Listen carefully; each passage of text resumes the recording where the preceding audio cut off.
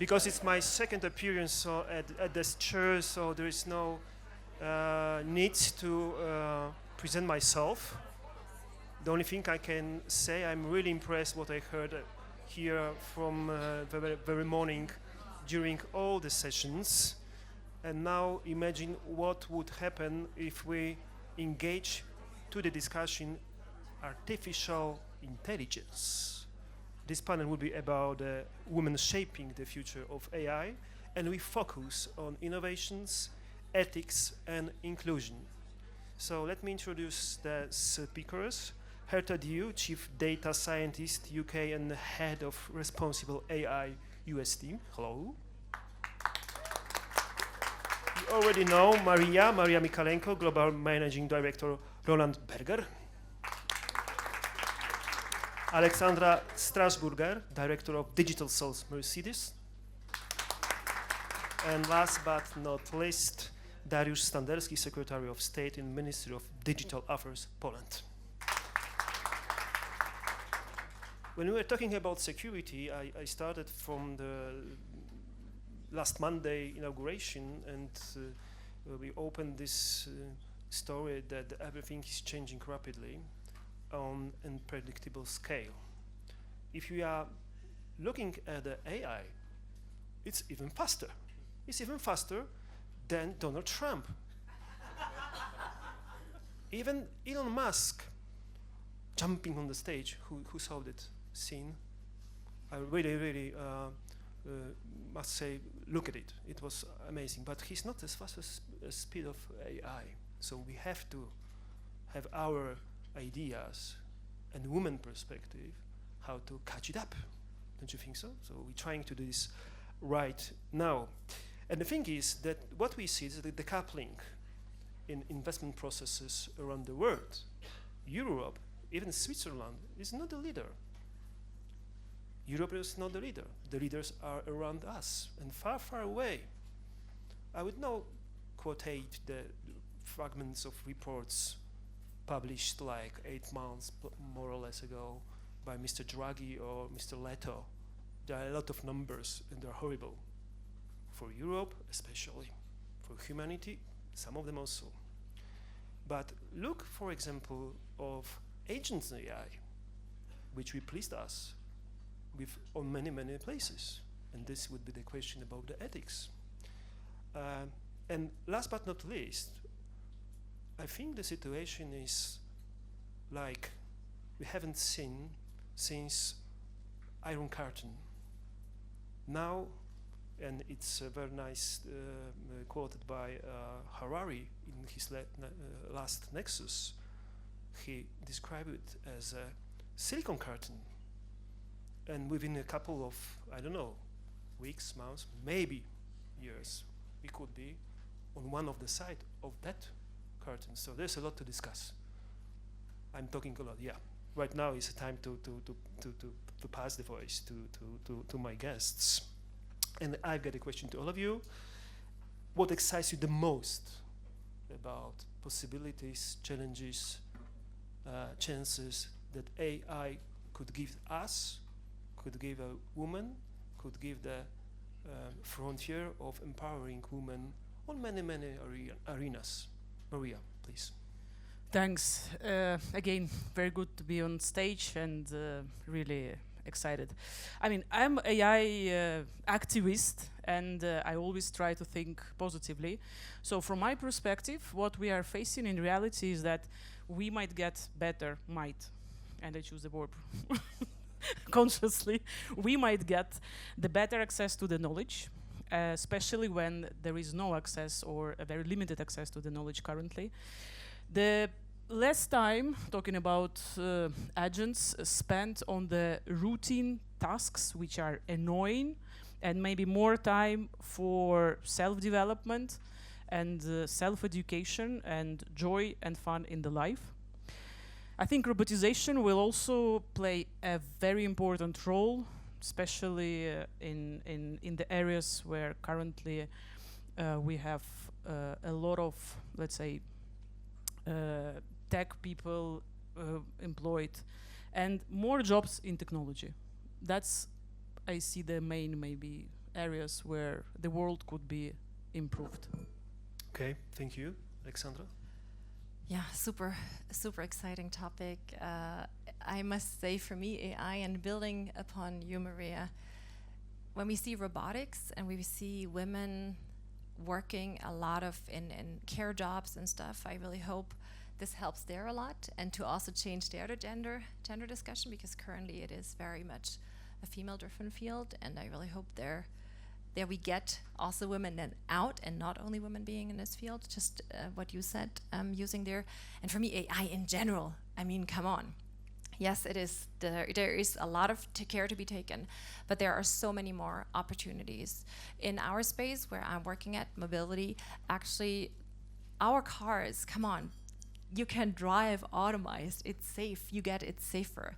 So for me, there are great opportunities, and it makes complex, nasty things easier. So for me, these are the things where I really think AI has great advantages and might have great advantages if you do it right, and if you do it for the people and not against the people. Peter, you are the scientist, so you are one of the most important engine in this revolution. Thank you. Yes. Thank you. I'm one of many. As we've been discussing today, I'm a leader in data science and AI.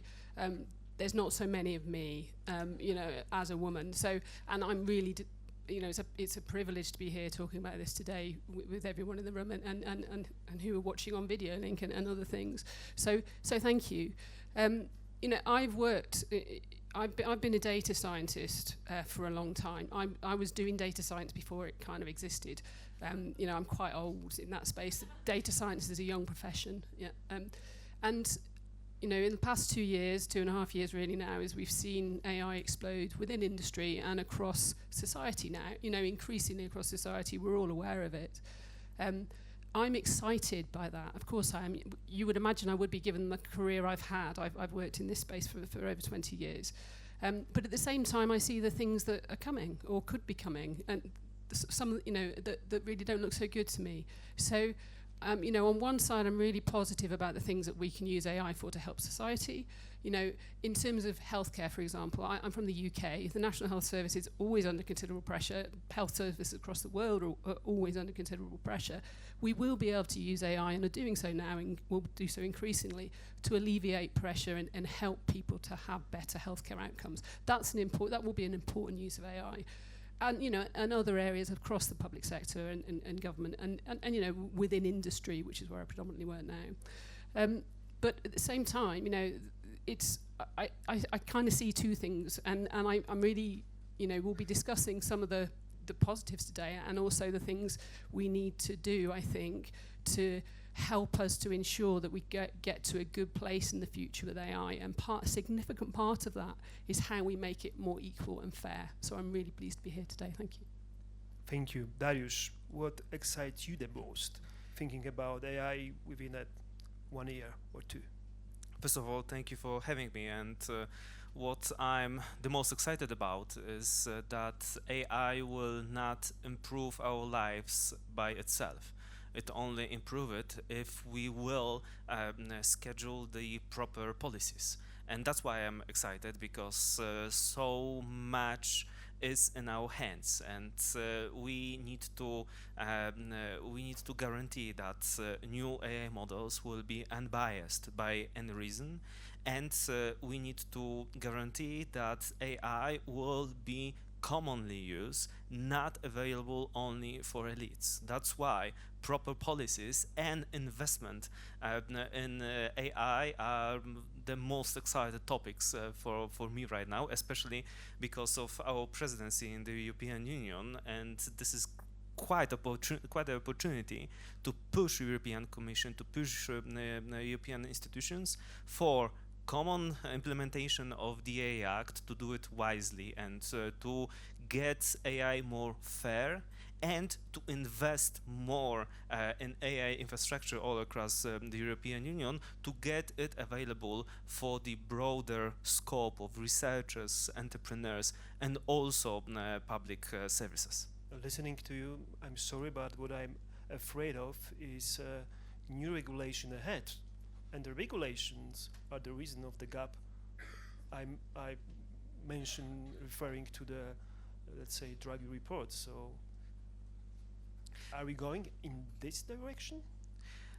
We need to mention that, as you said, AI is changing quite faster than we even think of, and we had a great discussion that only in Europe there is an AI regulation, but yesterday Donald Trump revoked the US AI regulation. So all of a sudden, US had some AI regulation, and today we have several different AI regulations within the United States, so their system now is more complicated than the European one. And what we were lacking in terms of AI, that was the proper strategy for the investments, because we had regulation, so we had how to control and how to make our AI systems fair, but we didn't have the document, the plan, how to invest in AI as the European Union. And that's why we had 27 different smaller plans which were not coordinated.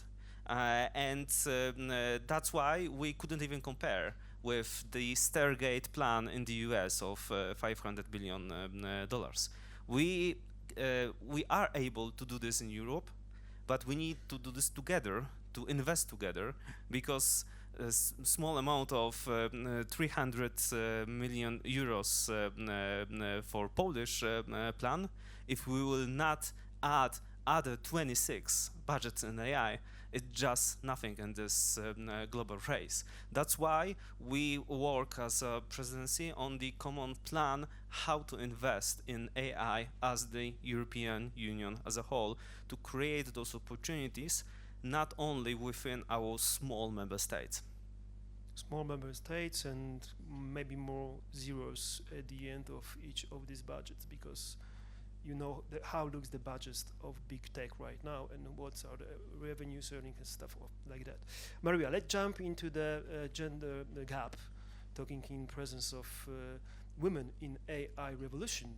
And do you have any idea how to, what role business could play in that challenge to harness more women to be the part or even a heart, not only engine, of that revolution? I do have an idea, and honestly, I would start not from the business. I would start from the society. And it has been mentioned already a couple of times that we really, during today, we really have to engage more girls into the tech world. And I'm talking serious now, because if you think, and I just looked for the statistics, and I found only one fact, which said that in 80s, 40% of women were in STEM, in the science, technology, engineering, mathematics. And by today, out of this 40%, only 20 stayed. So we need to get more enrolled into this system, first. Second, we need to kind of get rid of the notion that STEM, tech, math, science is for boys, and I really mean what I say, because there is a lot ongoing, but maybe not enough. And in our families, and I fully agree with the previous panelists, saying that we have to start from our families, from our communities, and from our company. Maybe I'm not saying the completely, let's say, right thing, but I would prefer to have the bias towards women in the internship in my company, and I would advise to my clients to do the same for the positions whenever it's possible, because it's difficult to retain. There are a lot of, let's say, things you need to balance in your life to reach to the C or middle management position. Let's give more space, opportunity, and room. And this is what we can do. It's not someone else can do. In our daily jobs, in corporates, big, small, doesn't matter. In a tech companies, which are employing 3 million in total workforce, and only 20 to 22% are females, we have to do more. I stop here, otherwise it will become too rhetorical. Yeah, but you know, it's just interesting because it shows the space. If you are a manager and you got a space for improvement on a scale like 80%, you must be, sorry, so saying that, stupid, not use this space, yeah? You agree? I hope. Okay, but we are talking about the speed, so let's go to the Mercedes again. And Alexandra, question to you is, do you have a feeling that the bridging this gap gender in the processes in the organization, especially in floor of engagement AI into the new something, new car, new device, it's efficient or more efficient than not having them in the process? Oh, that's out of question. I think diversity. Okay, thank you. I think that was a rhetorical question. So I can wholeheartedly say I'm very lucky that I am also one of many in my organization. Luckily, I'm a leader. I have a lot of AI engineers in my organization, and there are quite some girls, and I'm very proud of that, and I'm very happy that they're there, and it's very natural, and you have to include them. And I just had a conversation with two of my AI engineers last night, because I said, I'm coming here, I'm gonna be talking about it, and so what's your view? I think it is exactly what Maria said. It's a matter of you have to groom, you have to grow the generation, you have to bring people in, and you have to also create an environment where people are able to deliver this. And again, it's a societal issue in many countries that there are gender roles and women are very often taking care of more than just work. And then you have to create a framework, and that's where I'm very lucky, because we have a framework in our company where we create this environment that the people can do, and especially the girls can grow and do part-time and are coming back. But it is required, and you see my passion while I'm talking about it, it is required that you have people in leadership that are doing this role modeling, that are going forward, and that are taking the opportunity to bring then female in. Because again, it was a rhetorical question. Of course you need diversity, gender diversity, you need women in there to really make sure we're not letting people out and we're getting better technologies onto the road and in the technology and overall. Thank you for that, and let's move to the sector of ethics, because from my perspective, far and more it's the most crucial one, because at the end of the day, making decision today, we will decide what kind of tools we will get. Would be ethics and would be in line with a human sense of being or not? And this is a question, of course, to you. And my opinion is, if you engage more bias attitude to questioning the development of AI, it could give us a better world, or and how to do it. Yeah, I agree. Quite difficult but to start with, I'm just going to take a quick step back and talk about why we need AI ethics. And there's lots of reasons, and I'm not going to say them all, but bias, as we've already mentioned, is a key reason why we need AI ethics. Now, AI is built on data. The data that's all around us, in the ephemerally around us, in our phones, connecting us all to all these different things, all our devices, and many other areas. So it's trained on data, and data is biased. We live unfortunately in a prejudiced society. We've been discussing that today. There's sexism, there's racism, there's all kinds of different prejudices. So AI itself is a very objective thing. It will be biased because it's trained on the data. It doesn't know any different. It doesn't know any better. And also, another source of bias, and there are more than this one, I was going to say the other, is developer bias. Now, when you've got almost 8% of the AI workforce male, you're going to get additional bias in AI from men. So that's an important need for balance. Another reason is hallucination. So hallucinations, when AI generates content, it estimates the probability of what should come next, what word should come next. And because it's probability based, sometimes it gets it wrong. And then we get this chain of events that completely wrong. It was hallucination. It was absolutely wrong. So that's hallucination. And then we also have unintended consequences. And this is a key aspect of this, because this happens a lot, and we do see it in the news periodically, and it's become a lot more common in the past couple of years as AI is getting more used. So unintended consequences. People intend to use AI as ethically and as gender, unbiased as possible, etc. But actually, there's an unintended consequence. Now, last spring, Google made every effort to make their generative AI ethical and diverse, but they ended up the AI produced an image of Nazis who were ethnically diverse, and that's offensive. But it wasn't Google's intention to do that. They intended to do the right thing and make their AI to be ethical. So the unintended consequences are fundamentally important. The unintended consequences from AI across society. We need to be having conversations about what could happen and whether we want it to. And I don't really think we're having these conversations at the moment. So there's a whole host of reasons why we need AI ethics, and I've just mentioned a few of them. But the conversations, I do believe, need to go beyond the technology industries, the large technology industries typically, who are currently driving the agenda because they're making the AI. Yeah, my reflection is, thank you for that. And what you said, it makes me reflection that ethics is simply not man or woman. Ethics is human, so we have to think about everything which we believe that ethics is important, having that in mind, that it's not God, it's not man, it's not woman, it's just human. So I clearly understand what the Completely agree. Okay, thank you. Great. Even I understand. Great. Scientists, it's not easy.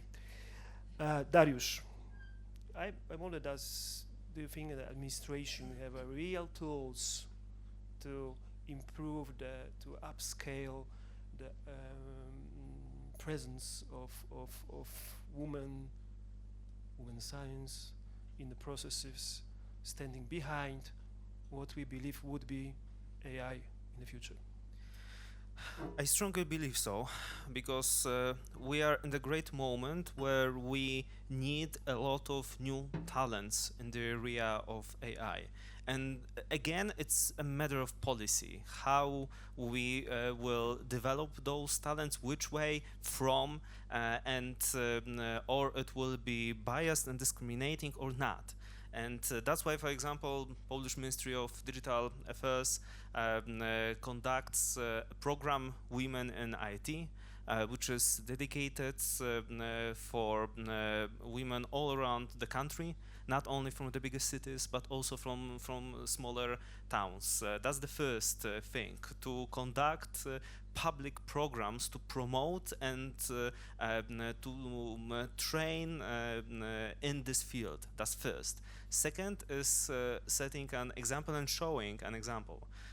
Because we cooperate with great specialists like Professor Alexandra Przegalińska, who is one of the greatest minds in AI and philosophy.